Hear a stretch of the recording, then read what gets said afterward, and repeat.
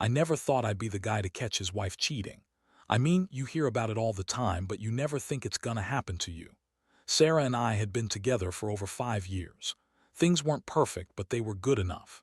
She was the kind of girl who could be bitchy, sarcastic, and a little manipulative, but I loved her, or at least I thought I did. We had a pretty normal routine: work during the day, Netflix at night, and weekends doing whatever. Lately, though, I noticed small changes. Sarah was more irritable, snapping at me over nothing, and she was staying out later than usual. She'd always been the type to lie about small stuff, what she did after work, who she hung out with, but I let it slide because I trusted her. Or I wanted to. Then, about a week ago, I started feeling like something was off. I'd come home, and her phone would be hidden away when I entered the room. She'd suddenly be busy with her laptop, or she'd get really defensive if I asked about her day. One night, I walked into the bedroom and saw her, hurriedly closing her laptop as if she'd been caught doing something she shouldn't. Her face turned red and she tried to brush it off with some excuse about work. That was the first crack in the facade. I didn't want to believe it, but I knew something was wrong. I started paying more attention, watching her interactions, noting her phone habits. I even installed a quick app on her phone just to see if she'd slip up. Stupid move in hindsight, but I was desperate. Turns out I wasn't wrong. I caught her texting someone late at night from a number I didn't recognize. The messages were flirty, downright suggestive at times. It hit me like a punch to the gut. My wife was cheating on me. I couldn't believe it. We had fights here and there, sure, but I never thought she'd do this. The fact that she was lying, hiding her phone, and giving me those dismissive looks just made it worse. I felt betrayed, furious, and numb all at once. The trust I had was shattered, and I knew I couldn't just pretend everything was fine anymore. That night, I stayed up staring at her, trying to process what I'd found. My mind kept spinning with questions. Who was he? How long had this been going on? Why me? I knew I had to confront her, but I also knew it wasn't going to be easy. The betrayal wasn't just about the cheating. It was about the lies, the deception, the way she'd made me feel like I was crazy for suspecting anything. Next morning, I woke up feeling hollow. I decided I wouldn't let her keep getting away with it. I needed answers, and I needed to know if this was something I could forgive or if I was better off walking away. But I didn't have the guts to do it right away. I needed to plan, to catch her in the act or break her down with proof. I had no idea what I was really going to do, but I knew this was the end of the line for us.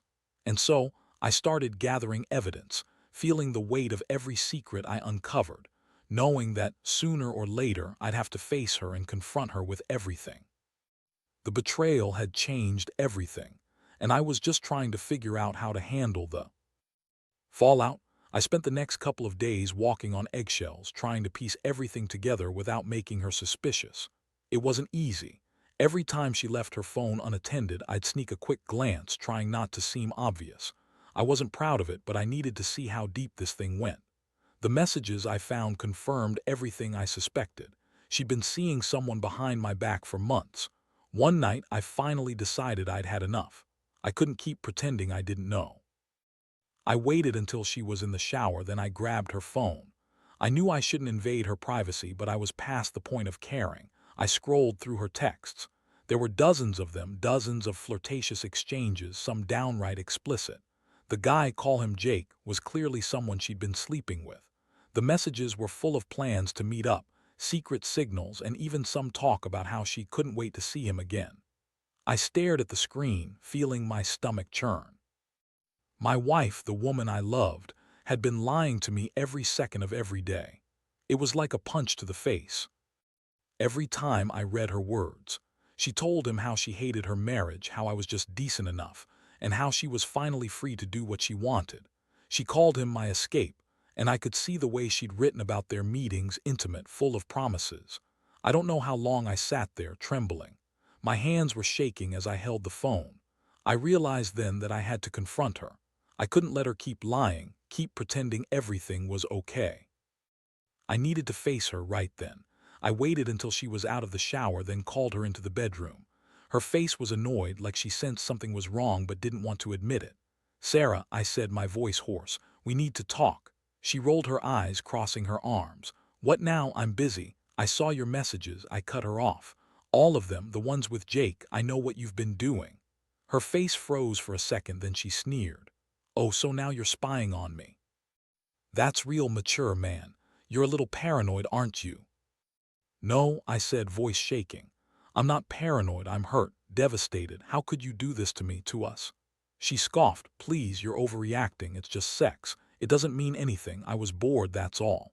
You're not exactly a saint in bed, so don't act like I betrayed you with some secret affair. That was her usual bullshit. She always had a half-assed excuse ready. But I could see the anger behind her eyes, the same anger I'd been feeling myself. I kept going. How long has this been going on? How many times? She hesitated, then shrugged. A few months, maybe more, whatever, it's not a big deal. We're not kids, people fuck around sometimes. And that's when I lost it.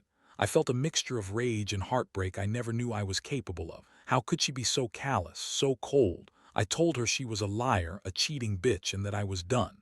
Done with the lies, done with pretending I didn't know. I told her I deserved better, that I'd find someone who actually cared about me. She just laughed, a nasty, dismissive laugh. Whatever.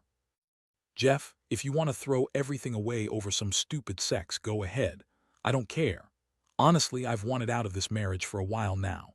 Maybe it's better this way. That was a punch in the gut. To hear her say that like she didn't feel guilty even a little made me realize just how broken everything was. I felt like I was crumbling inside, like the foundation of my life was collapsing. All my trust, all my love, evaporated in that moment. I told her I'd be packing my stuff. She could stay or go. It didn't matter anymore. I was done pretending. And yet, even as I packed my bag, a part of me wondered if this was really the end, or just the beginning of a war I wasn't ready for. I had no idea what was coming next, but I knew that my world had changed forever. The woman I thought I knew had turned into a stranger, and I was left to pick up the pieces of my shattered heart. The days that followed were a blur. I moved into a friend's place for a while, partly to get some space, and partly because I didn't trust myself to stay under the same roof with her. Every time I passed the bedroom, I'd catch myself staring at the door, remembering the lies, the betrayal. My mind kept spinning around the idea of her with Jake, how she had betrayed me right under my nose, how she'd lied so effortlessly that I almost believed her. What hurt the most was the way she dismissed it all, like it was just some fling, some meaningless sex, like I was overreacting. The truth was, I'd never felt so humiliated in my life. I used to think I was a decent, straightforward guy. I worked hard, paid the bills, tried to be a good husband.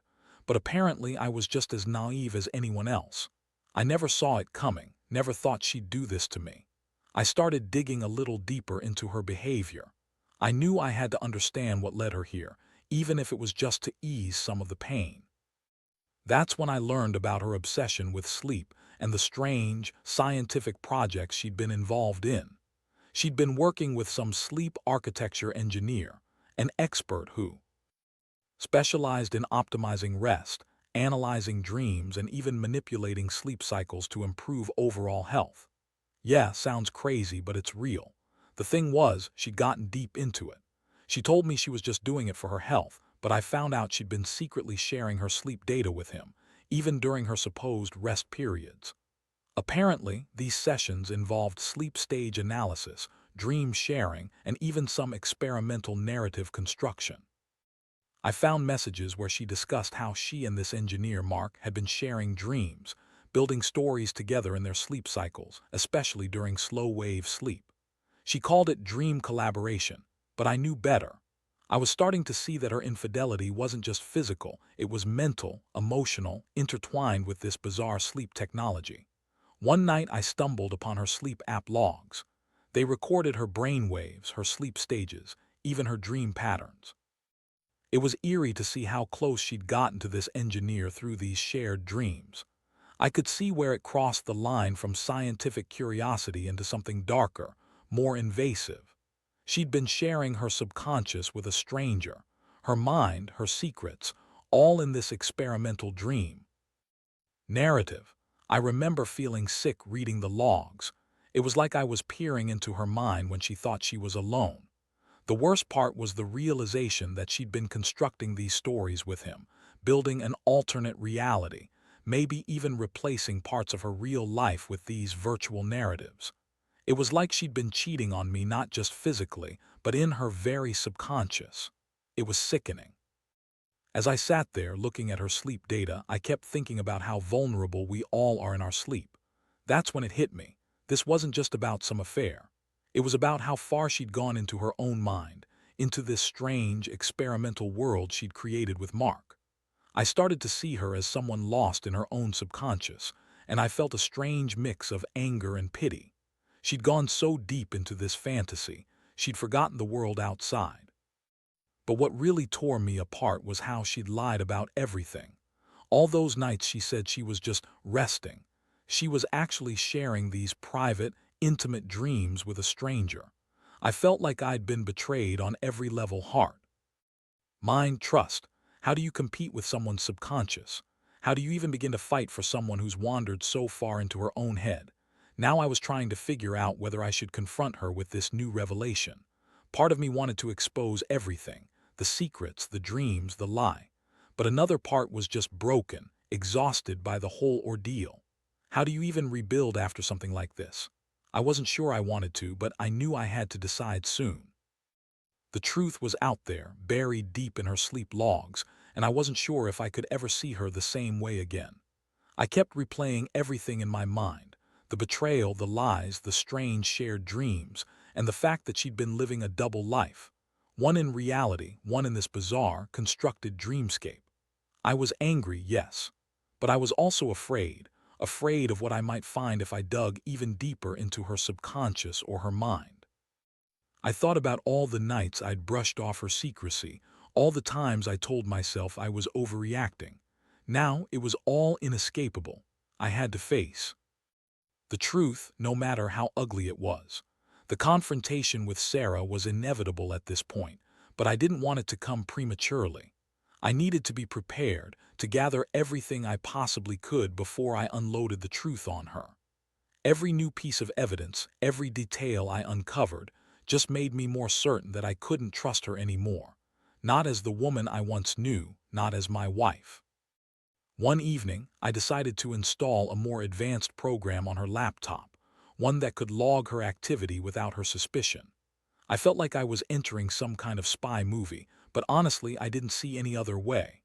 I wanted to know exactly how deep her involvement went, especially with this Mark guy.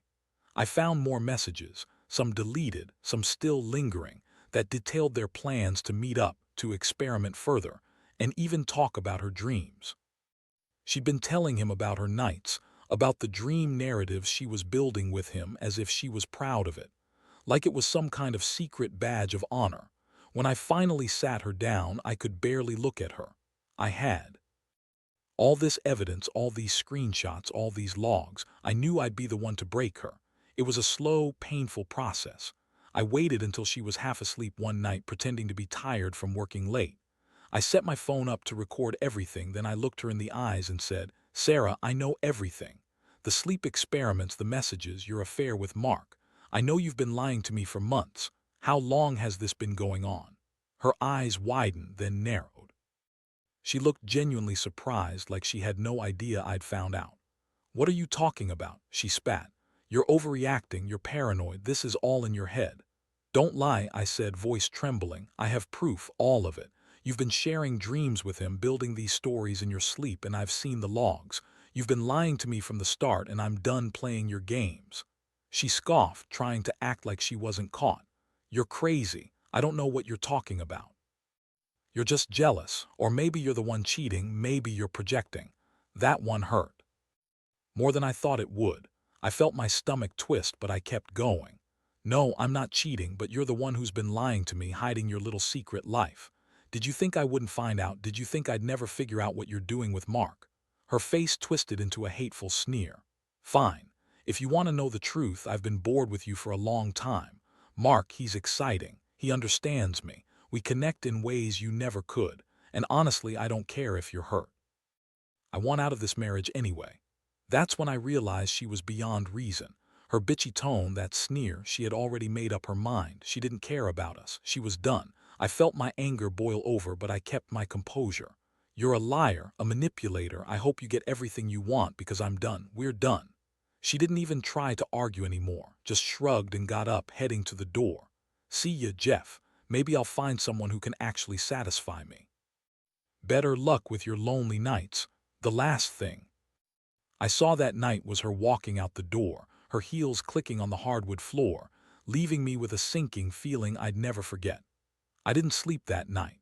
Instead, I lay awake staring at the ceiling, thinking about how I'd been so blind, so naive. How she'd gone so far into her own head, into her own secret universe, that she'd forgotten about the real world about us. I kept asking myself whether I should try to fix this or just let it go. I kept telling myself I deserved better, that I shouldn't let her take everything from me. But deep down, I knew this wasn't just about her cheating. This was about trust, about being so betrayed that I didn't recognize my own marriage anymore. I felt like I was in some strange nightmare, one I couldn't wake up from. Now I just had to decide if I was going to fight for what was left or walk away and try to forget everything she'd done. The days after she left felt like I was trapped in some kind of surreal nightmare. I was haunted by the images of her with Mark, the secret dreams they shared, the lies she told every time she looked me in the eye. Every moment I was alone, I kept revisiting everything, the messages, the logs, the nights I suspected but refused to believe. It was like my mind was a battlefield, torn between anger, sadness, and a strange sense of betrayal that cut deep into my soul. I couldn't sleep. Not really. Every time I closed my eyes, I saw her face, heard her voice dismissing my concerns, her sneering comment about how I was just jealous. I kept thinking about her obsession with the sleep experiments, how she'd been sharing her subconscious with a stranger, constructing these intricate narratives that blurred the line between reality and fantasy. It was terrifying to realize how far gone she was, how deeply she'd submerged herself into this bizarre world, while I was left behind, shattered and alone.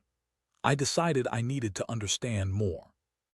If I was going to do anything, whether it was fighting for her or walking away, I had to know what I was dealing with. I started researching her sleep data, digging into the science of sleep architecture, trying to figure out what it all meant. Turns out, her obsession with rest optimization wasn't just some hobby, it was a full-blown scientific pursuit. She had been working with this engineer, Mark, who specialized in dream analysis and subconscious manipulation. They'd been pushing boundaries, exploring how dreams could be shared and constructed collaboratively, and somehow she'd become part of it. I uncovered files on her laptop diaries, detailed logs of her sleep cycles, even recordings of her brainwaves during these sessions. It was disturbing. She'd been building a virtual narrative, a shared dreamscape with Mark where they created stories, scenes, even entire worlds. And I realized that her infidelity wasn't just physical, it was mental, emotional. She'd been cheating on me with her own subconscious, with this stranger in her mind. It was so surreal I almost couldn't believe it. I kept asking myself, how do you compete with someone's own subconscious? How do you fight for a woman who's been living in a constructed dream world crafted by another man? I felt like I was losing my mind, caught between the pain of betrayal and the dread of what this all meant for us.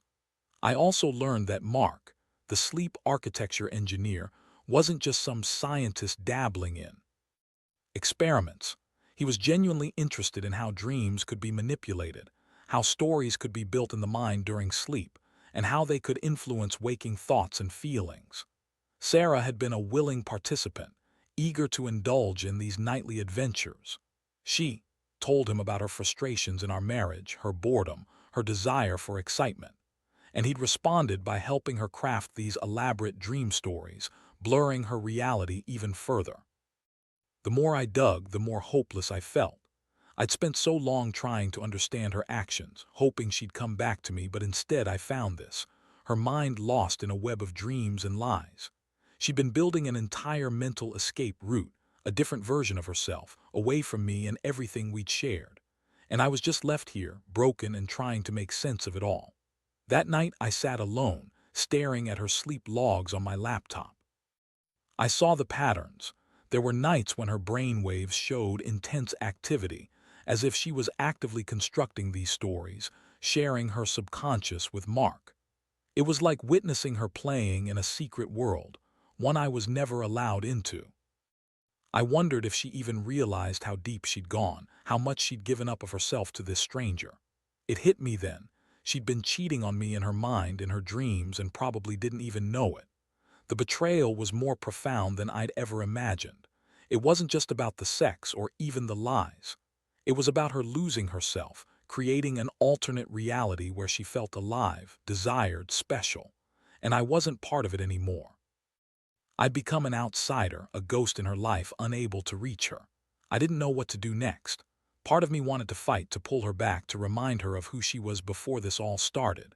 But another part, the cold, logical part, knew that she'd already chosen her new world, one built in dreams, shared with a man I'd never even met. I felt the weight of that realization crushing me.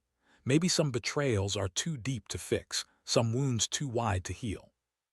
All I could do now was decide whether I'd fight for her or accept that she was gone, lost somewhere in her own subconscious. My heart ached, but I knew I couldn't stay in this limbo forever. I had to make a choice, but the choice wasn't easy. I was finally understanding that her betrayal wasn't just about infidelity. It was about her abandoning her real self, her real life, for a fabricated universe crafted in her sleep. And I didn't know if I could survive that realization. The hardest thing I had to face was the realization that I might never truly understand what happened to us, to her. All the evidence, all the nights spent obsessively analyzing her sleep logs, only left me more hollow. I kept asking myself if I'd ever really had her, or if I'd been living with a stranger all along. The betrayal was so layered, so complex. Her physical affair, her emotional detachment, her mental escape into a dream world that I couldn't penetrate. I remember the night I finally decided I'd had enough of the waiting, the hoping, the despair. I sat on the edge of the bed, feeling the weight of everything she'd done to me, to us. I thought about the future, whether I should try to rebuild what was broken or walk away for good. The truth was, part of me still loved her, still wanted to believe there was some part of her that was reachable, that could come back to me. But the other, darker part knew better. That part had seen too much, uncovered too many lies. I didn't want to go to her with accusations anymore. I just wanted clarity, so I called her, just once, to finally speak the truth aloud. I told her how I discovered the extent of her betrayal, about her secret nights sharing dreams with Mark, about her obsession with constructing these alternate realities. I told her I felt like I'd been played, like I'd been living with a ghost who'd slowly slipped away into her own mind, leaving me behind. Her reaction was cold, so cold it chilled me to the bone. She told me she'd always been restless, that I'd never truly understood her need for freedom, for excitement. That she'd felt suffocated by our life together, by the boring marriage she'd wanted to escape from. She dismissed everything I'd found, called it crazy, and said she was done with the whole thing, that she'd rather live in her dreams than stay in a dull relationship. That night I realized I'd been clinging to a ghost of what we once had. She wasn't coming back. Her mind was so far gone that I doubted she even remembered who I was anymore. I felt a strange mixture of relief and despair. Relief because I finally knew the truth, and despair because I couldn't fix it. I couldn't save her from herself, not anymore. In the end, I chose to walk away. It wasn't easy. No, it was. I had to let go of the hope that she'd somehow wake up from her own subconscious and come back to me. I had to accept that the woman I loved was now lost somewhere inside her own mind, building stories with a stranger, leaving me behind in a world of pain and betrayal. Now I live with the memories of what was and what could have been. I've learned that sometimes love isn't enough. Sometimes the betrayal runs too deep, the scars too permanent. I wish her no ill will. I hope she finds whatever it is she's searching for in her dreams. But I know I can't be part of it anymore. What I've taken from all of this is that trust, once broken, is almost impossible to repair. That some betrayals aren't just about infidelity. They're about losing yourself, losing your sense of reality. And that, more than anything, leaves you shattered. I hope no one else has to go through what I did, but if you do, remember, sometimes the best thing you can do for yourself is walk away. Because the truth, as painful as it is, will set you free, or at least, it'll save you from living in a nightmare you can't wake up from.